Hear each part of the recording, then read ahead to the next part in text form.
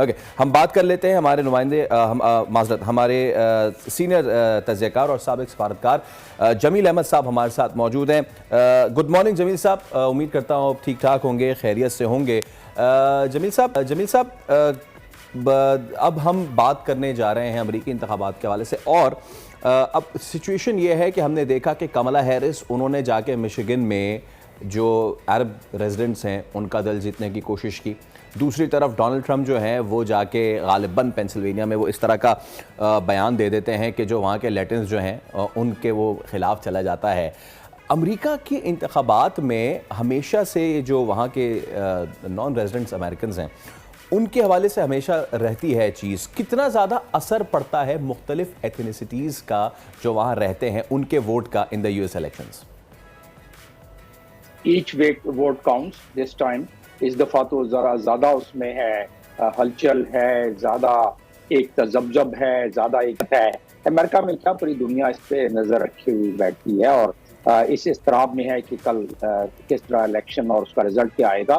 तो उसी लिहाज से लैटिनो हो गए या पीपल ऑफ कलर जो आप बात कर रहे हैं, उसका मतलब है पीपल ऑफ कलर, यानी कि जो वहाँ वाइट पॉपुलेशन है, वाइट ओरिजिन पॉपुलेशन है, उसके से हटकर बाकी, क्योंकि अमेरिका तकरीबन 240 इलाकों से लोग आके वहाँ बसे हैं, तो उससे अमेरिका बना है। लेकिन अब भी वाइट पॉपुलेशन की आबादी वहाँ 61.8% है और बाकी उसके अलावा दूसरी वहाँ पीपल ऑफ कलर हैं। तो ये जो आप लैटिनो की बात की है, आपने अरब्स की जो बात की है, यकीनन अरब्स या मुसलमान वहाँ खैर 35 मिलियन है, अरब्स भी उसमें कसीर तादाद है, तो उनका वोट मैटर करता है। और ख़ास तौर पर मिशिगन में जहां उनकी बिल्कुल एक कंसंट्रेशन है अरब वोटर्स की, और वहां इस दफ़ा काफ़ी उनमें भी एक हिजान पाया जा रहा है।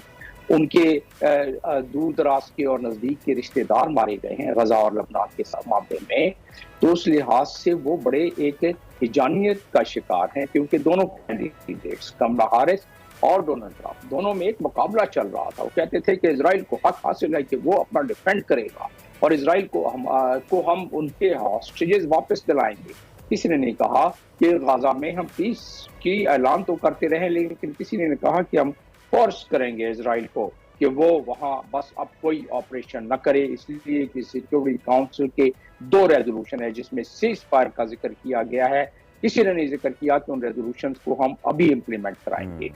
तो उस लिहाज से अगर देखा जाए तो पॉलिसी अगर अरब की या मिडिल ईस्ट की बात करें तो उस पॉलिसी में कोई तब्दीली नजर नहीं आ रही है। हाँ, 19-20 का फर्क हो सकता है, क्योंकि डोनाल्ड ट्रंप कहते हैं कि नेतन्याहू आपने जो बाइडेन कह रहा है कि आप थोड़ा सा होल्ड करें, अभी बच्चों और जो औरतों पर ज्यादा जुल्म हो रहा है या ज्यादा मजीद ऑपरेशन को देखें कि सिविलियन कॉन्फ्लिक्ट या सिविलियंस को नुकसान ना पहुंचे वहां। तो लेकिन डोनाल्ड ट्रंप कहते हैं कि उन्हें ये काम नहीं रुकना चाहिए इस काम से और उसको जारी रखना चाहिए। इसी तरह वो कहते हैं कि इजराइल का तो हक डिफेंस का है ही है, लेकिन साथ में कहते हैं कि मैं आऊंगा तो जंग रुकवा दूंगा।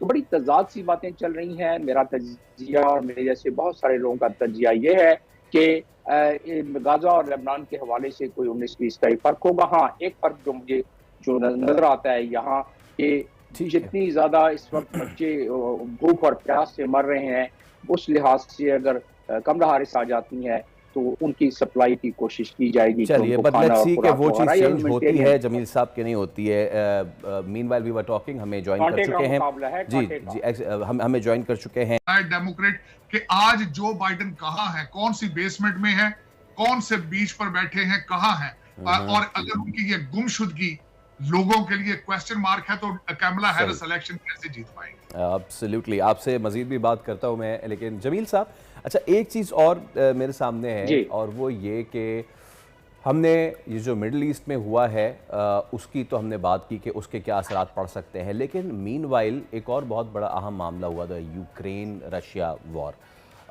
उसको इस इलेक्शन में कितनी वेटेज मिली है, और साथ साथ चाइना का जो इशू है, ये वाले जो मामलात हैं कितनी वेटेज मिली है, क्या इस पे डिबेट चलती रही है यूएस इलेक्शंस में? जी, नहीं लगता कि चाइना के बारे में जो पॉलिसी है उसमें कोई फर्क आएगा। खास तौर पर क्योंकि फॉरेन पॉलिसी की ये कलीदी नुक्ता है अमेरिका का कि चाइना कंटेनमेंट।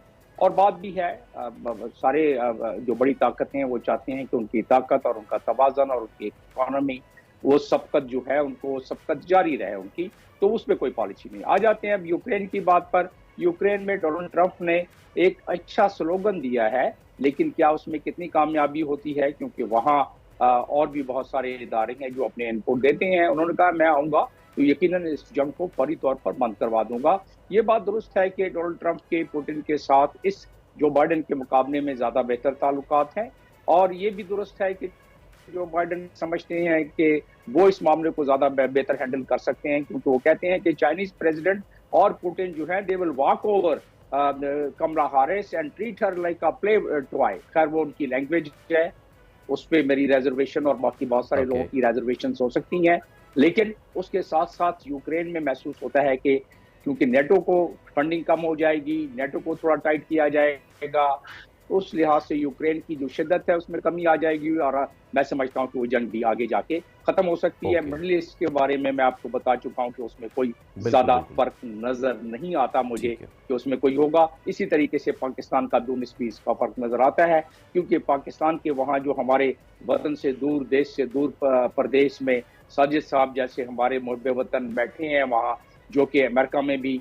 रहकर एक शाइन कर रहे हैं, पाकिस्तान के लिए एक फख्र के बायस ऐसे तमाम अफराद बनते हैं जैसे साजिद साहब हैं, तो उन पर हमने काम नहीं किया। ये एका दुक्का निकल आए हैं बीच में से अपनी मेहनत पर, जिन्होंने अपने अपने लिहाज से पॉलिटिक्स ज्वाइन किया, और हमारे इंडियन के मुकाबले में बहुत कम हमारे लोगों ने इन चीजों में ना स्टेट डिपार्टमेंट में जाते हैं, ना हमारे हम आगे चल के जरूर। ओके, अच्छा, अब जमील साहब, हम आपसे मुसलसल इस प्लेटफॉर्म से गुफ्तगू करते रहे जब से ये गज़ा का इशू हुआ है, और मैं एक सवाल आपसे मुतवातिर करता रहा हूँ। आज मैं उसको रीफ्रेम करके आपकी तरफ करता हूँ, और वो ये कि हमेशा से मैं समझता हूँ कि अगर तो यूएस इलेक्शंस हो जाएं, प्रोटेस्ट डिसाइड हो जाएं, आके अपनी कुर्सी पे बैठ जाएं, देन फिर ये जो खित्ते में जंग जारी है हमारे खित्ते में, उसको शायद लगाम भी पड़ सकता है।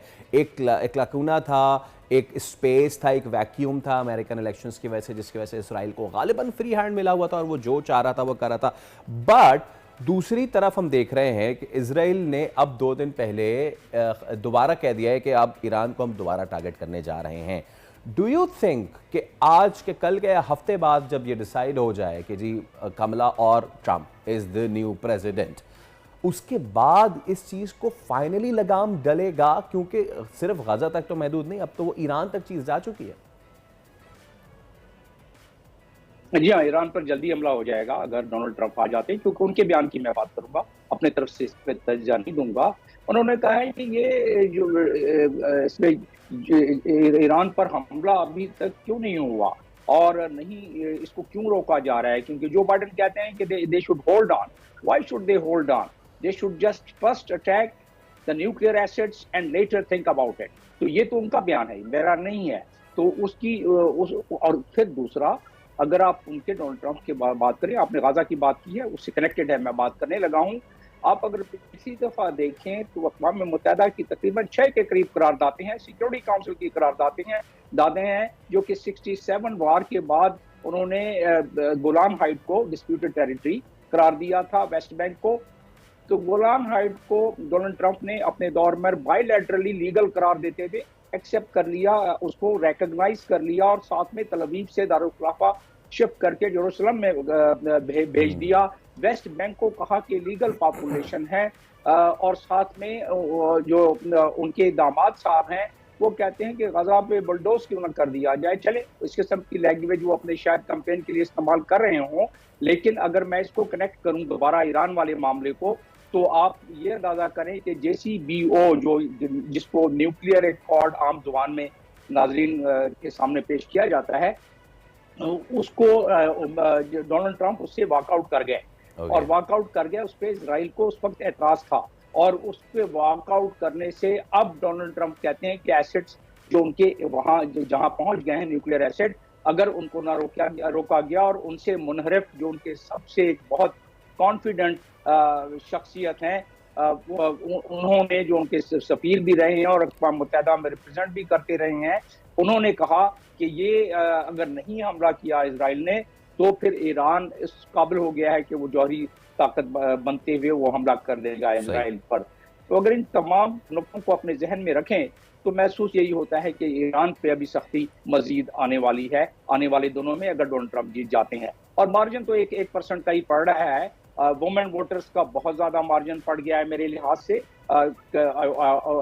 हम इसको डिस्प्यूट कर सकते हैं सर्वे का तकरीबन 3% का मार्जिन होता है। साजिद साहब 5 का कह रहे हैं, शायद वो भी हो, लेकिन 3 का मार्जिन प्लस माइनस ज्यादा होता है। तो उस लिहाज से अगर देखा जाए तो 56-36 ओहायो के मार्जिन में आ रहा है, तो वो कर रहे हैं। लेकिन एक चीज याद रहे कि 61% जो व्हाइट पॉपुलेशन है और उसमें खास तौर पे जो दही इलाकों में है वो उनके परमानेंट वोटर सपोर्ट में है।